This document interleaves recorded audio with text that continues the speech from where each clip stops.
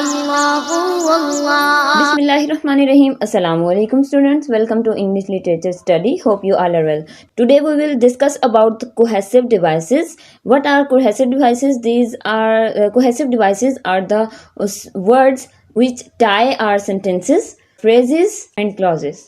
Cohesive devices ऐसे अल्फाज होते हैं जो कि हमारे फ्रेजेस को और हमारे क्लॉजेस को और हमारे सेंटेंसेस के दरमियान में एक कनेक्शन बनाते हैं। जैसा कि नाम से ही शो हो रहा है cohesion. Cohesion means a connection or interrelation between two things. So cohesion or cohesive devices. ठीक है, so we will discuss about all the cohesive devices used in English grammar. Okay, cohesion refers to the many ways in which the elements of a text are linked together. ऐसा ताल्लुक जिसमें जो हमारे elements हैं, जो हमारे words हैं text के, वो एक दूसरे के साथ उनका एक लिंक बन जाता है आपस में, इसे कोहेजन कहते हैं। Cohesive devices tell the reader what we are doing in a sentence और help to guide them through our writing. They signal to the reader the relationships between the different clauses, sentences and paragraphs. Cohesive devices reader को, पढ़ने वाले को बताती हैं कि sentence में actually हो क्या रहा है और हमारी राइटिंग हमारी किस तरफ रहनुमाई कर रही है। So he, she and for example, furthermore, however, on, as a result, ये जितने भी वर्ड्स हैं जो हम अपने सेंटेंसेस में यूज़ करते हैं, ये सब कोहेसिव डिवाइसेस में आते हैं।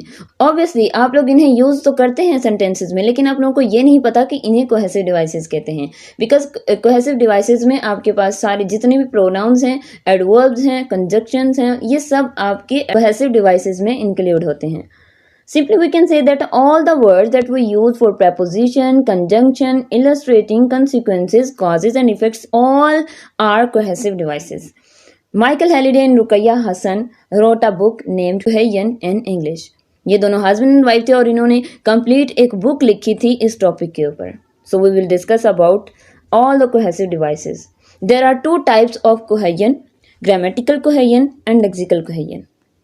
Grammatical cohesion is about the structure of the sentence, either in a paragraph, either between clauses, either between phrases. And lexical cohesion, it is all about vocabulary and meaning of the sentence, phrase, clause or a paragraph. Grammatical cohesion refers to the structural content within or between the sentences. Grammatical cohesion हमारा जो paragraph होता है, sentence होता है, उसके structure पर depend करती है। It is further divided into 4 parts like reference, substitution, ellipsis and conjunction. First we will discuss about reference. Reference name से ही शो हो रहा है कि रेफरेंस का मायने वर्डली मायने होता है हवाला देना। सो एक वर्ड जब पीछे जिक्र किए गए किसी नाउन की जगह पर आता है तो उसे हम रेफरेंस कहते हैं। ऐसा भी हो सकता है कि आपका प्रोनाउन पहले आ जाए और उसका जो रियल नाउन है वो बाद में आए। ज़्यादा डिटेल में नहीं जाएंगे, आप लोग कंफ्यूज हो जाएंगे, तो इस वजह से मैं जस्ट आप लोगों को इतना समझाऊंगी कि कोई भी प्रोनाउन है जो हम किसी शख्स की जगह पर यूज़ कर रहे हैं या हम किसी जगह की रिप्लेसमेंट में लिख रहे हैं या किसी चीज़ों के रिप्लेसमेंट के लिए लिख रहे हैं, तो वो सब हमारे रेफरेंस में आएगी। For example, Amna went to the market, she caught up with her old friend there. She caught up with her old friend there, वो वहाँ अपने पुराने दोस्त से मिली। आमना की जगह पर शी यूज हुआ है, it is a reference. Market की जगह पर देयर यूज हुआ है, it is a reference. And her भी आमना की जगह पर यूज हुआ है। सो ये भी कोहेसिव डिवाइसेस में ही आता है। सेकंड पे आपका आ जाता है सब्स्टिट्यूशन। सब्स्टिट्यूशन नेम से ही शो हो रहा है, नेमुल बदल, मुतबादल। It is the replacement of an object item in a sentence. किसी भी सेंटेंस में किसी ऑब्जेक्ट की जगह पे, किसी फ्रेज की जगह पे, किसी आइटम की जगह पे जो मुतबादिल यूज किया जाता है वो होता है हमारा substitute cohesion. For example, my pen is damaged now, I have to get a new one. Pen की जगह पे हमने न्यू वन का यूज़ किया कि मेरा पेन ख़राब हो गया और अब मुझे एक नए की ज़रूरत है।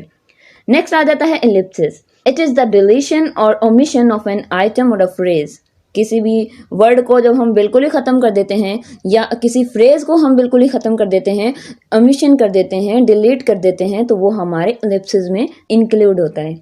For example, when someone ask you will you join the party and you will say yes, You can also say yes, I will join the party, but you answer yes. Second example, would you like to take tea? You can say no, I would not like to take tea, but you say just no.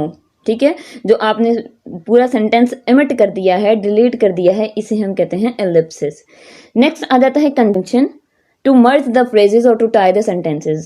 You all know that conjunction is used to merge two sentences, two phrases. So conjunction में जितने भी words आ जाते हैं, after, and, because, furthermore, however, जितने भी हैं ये आपके पास conjunction में आ जाते हैं और ये conjunction आपके cohesive devices में include होती है. For example, Ali came home at 5 o'clock, picked up his bag and went into the room. After that he go through his lesson and went to sleep. यहाँ पर मैंने 3 conjunctions use की हैं, and, after that, and then again, and. तो ये आपके 3-4 sentences को जोड़ रही हैं. तो ये आपकी कंजंक्शन में आती हैं, कोहेसिव डिवाइसेस में आती हैं. Second type is a lexical cohesion. It is just about vocabulary और मीनिंग. जितनी आपकी वोकैबुलरी पर ग्रिप होगी उतना आप वर्ड्स के मीनिंग्स को जानेंगे. इसको भी आगे फर्दर 2 टाइप्स में डिवाइड किया गया है, रीइटरेशन और collocation. Reiteration is the repetition of a noun in a sentence. For example, Ali catch his neighbour's cat. Ali ने हमसायों की बिल्ली को पकड़ा. The cat was gorgeous. और बिल्ली बहुत ही खूबसूरत थी. तो कैट को हमने 2 बार यूज किया है. तो cat is the repetition. It is also a cohesion. Next is the collocation. Collocation is the arranging the words. For example, make an effort, pay attention. 2-3 अल्फाज को मिलाकर एक पूरी बात बना लेना, इसे कहते हैं कोलोकेशन. आई होप कि आप लोगों को समझ आई होगी. I am going to repeat whole lecture. Cohesion is the connection between sentences or phrases or clauses. It is divided into 2 types: grammatical cohesion, lexical cohesion.